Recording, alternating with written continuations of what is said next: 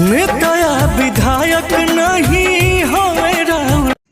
नमस्कार दोस्तों, स्वागत है एक नए वीडियो में। जैसे आप लोग देख पा रहे हो, ज्योति सिंह और पावर स्टार पवन सिंह का इतना रिकॉर्ड बन गया, इतना रिकॉर्ड हार्ड हो गए। तो दोस्तों यही बताना चाहता कि खेसारी लाल यादव ज्योति सिंह से एकदम डाउन हो चुके हैं, क्योंकि करकट से लड़ रहे हैं ज्योति सिंह और खेसारी लाल लड़ रहे हैं छपरा जिले से।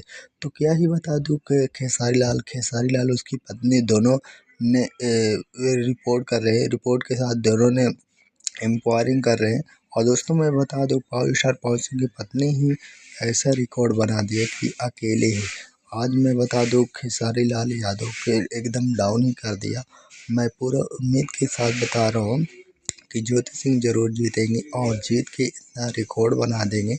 रिकॉर्ड के माध्यम से सभी से निवेदन करता हूँ कि इस वीडियो को इतना शेयर कीजिए कि पावर स्टार पवन सिंह के पास पहुँचे और उनको गर्व हो कि अपनी पत्नी को ऐसे में छोड़ दिया है। तो जल्द से जल्द वीडियो को शेयर करें और मिलते हैं एक नए वीडियो में। जय हिंद, जय भारत।